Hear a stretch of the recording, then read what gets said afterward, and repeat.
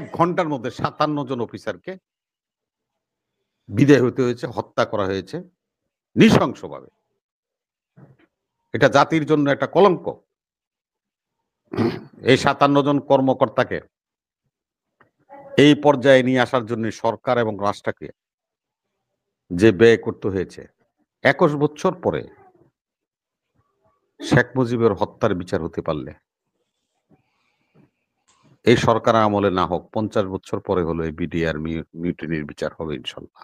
আমরা স্যালুট জানাই এই সমস্ত সংগ্রামী পুরুষদের, যারা দেশ এবং জাতির স্বার্থে আমাদেরকে সবসময় সার্ভ করেছে, আগামীতেও করবে, সে আশাবাদ ব্যক্ত করছি। আজকে ২টি খবরই আছে আমাদের।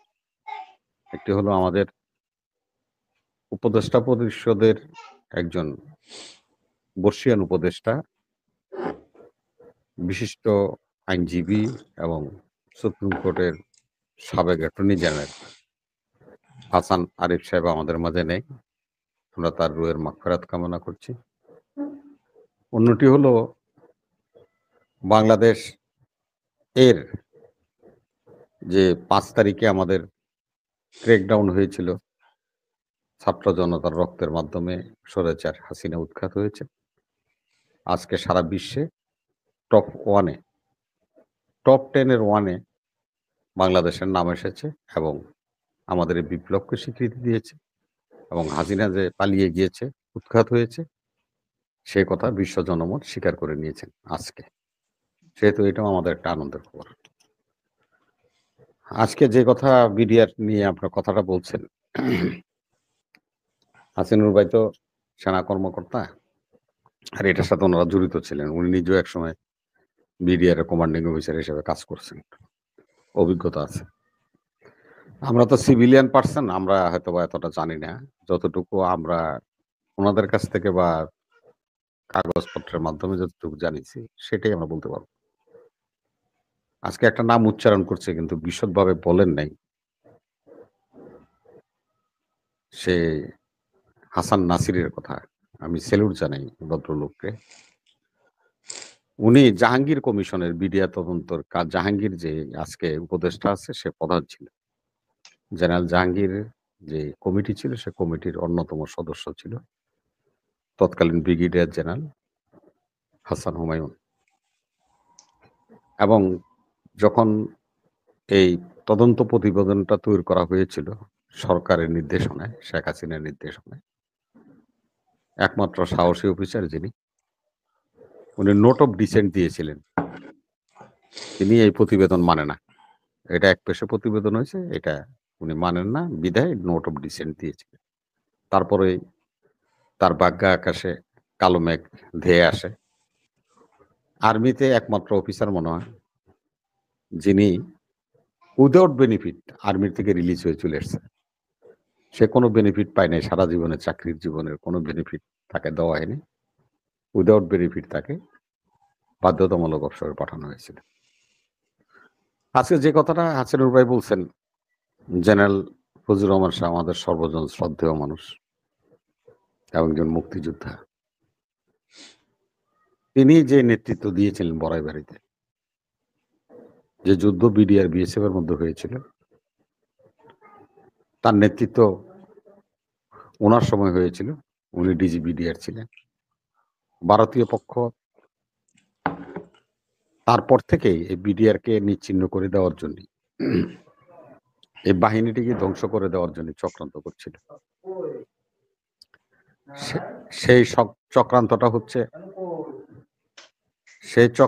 হচ্ছে যে তারা যেভাবে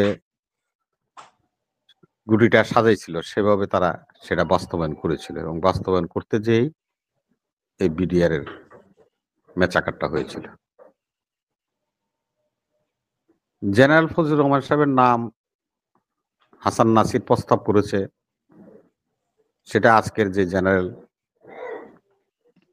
জাহাঙ্গীর সাহেব এটা মেনে নিতে পারবে কেন? উনি যে প্রতিবেদন, ভুয়া প্রতিবেদন তৈরি করে আসছে হাসিনার কথা, সেটাও তো আছে এখনো, ডেস্ট্রয় হয়নি তো। যদি জেনারেল ফজলুর রহমান সাহেব আবার একটা তদন্ত করে আর হাসান নাসির যদি থাকে ব্রিগেডিয়ার, তাইলে তো জাহাঙ্গীর কি করেছে সেটা জনসমক্ষে প্রকাশ হয়ে যাবে। এই জাহাঙ্গীর সাহেব কিন্তু ২১-এ গ্রেনেড হামলা মামলার সরকার পক্ষের সাক্ষী ছিল। ফাতেমে রুমি ডিজিএফ এর জেনারেল ছিল, ফাতেমে রুমি এবং এই জেনারেল জাহাঙ্গীর। এবং তাদের সাক্ষী মতেই তাদেরই কলিগ মেজর জেনারেল রাজ্জাক সাহেবকে জেলে আছে এখনো। আব্দুর রহিম সাহেব মারা গেছে, ব্রিগেডিয়ার জেনারেল, শাস্তি ভোগ করতে হয়েছে। তারাই আবার আজকে আমাদের উপদেশটা আমাদেরকে শাসন করছে। দুর্ভাগ্যের এবং লজ্জার, যার কারণে আজকে বিডিআর এর এই মেছাকার। দেখেন আপনি আমাদের বাংলাদেশে আমরা কি বলি, বীর শ্রেষ্ঠ কয়জন আমরা জানি তো? 7 জন। হোক সোলজার, হোক অফিসার, বিমান বাহিনী বা সেনাবাহিনীর পদাতিক বাহিনী, 7 জন বীর শ্রেষ্ঠ। 9 মাসের সম্মুখ যুদ্ধে, তাও কি প্রতিপক্ষের বিরুদ্ধে যুদ্ধ করে লড়াই করে সেখানে আমাদের 7 জন বীর শ্রেষ্ঠ পাওয়া গেছে। আর একদিনে 1 ঘন্টার মধ্যে 57 জন অফিসারকে বিদায় হতে হয়েছে, হত্যা করা হয়েছে নৃশংসভাবে। এটা জাতির জন্য একটা কলঙ্ক। এই 57 জন কর্মকর্তাকে এই পর্যায়ে নিয়ে আসার জন্য সরকার এবং রাষ্ট্রকে যে ব্যয় করতে হয়েছে, আর তাদের মেধা দিয়ে তারা যেভাবে বাহিনীগুলিকে সাফ করেছে, সেই অবদানকে ধূলিসাৎ করে দিয়েছে এই স্বৈরাচার শেখ হাসিনা। আজকে বিশ্ব স্বীকৃতি পেয়েছি আমরা, হাসিনা স্বৈরাচার ছিল এবং সে রাষ্ট্র থেকে পালিয়ে গিয়েছে। সারা বিশ্ব আজকে স্বীকার করেছে, আমাদের গণ অভ্যুত্থানকে সমর্থন করেছে। আজকে যদি আমরা বলতে চাই এই বিডিআর বিদ্রোহের কোনো সুরাহা এই সরকার দিয়ে হবে না। এই সরকার কারো কারো ইশারায় চলে। সেই জায়গাগুলি খুব ভালো জায়গা না, যার কারণে বারবার তারা হোঁচট খাচ্ছে, বারবার তারা সমস্যার সম্মুখীন হচ্ছে।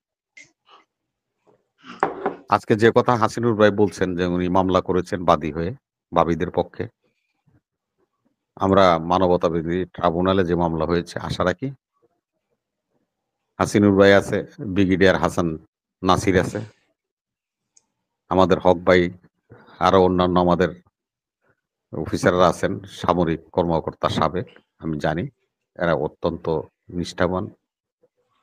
ওনাদের সংগ্রাম এই বিচার পাওয়ার পথ সুগম করবে।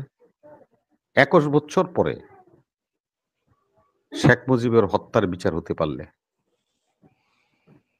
এই সরকার আমলে না হোক 50 বছর পরে হলো এই বিডিআর মিউটিনির বিচার হবে ইনশাল্লাহ এই বাংলার মাটিতে। কেউ রোধ করতে পারবে না, কারো ক্ষমতা নেই।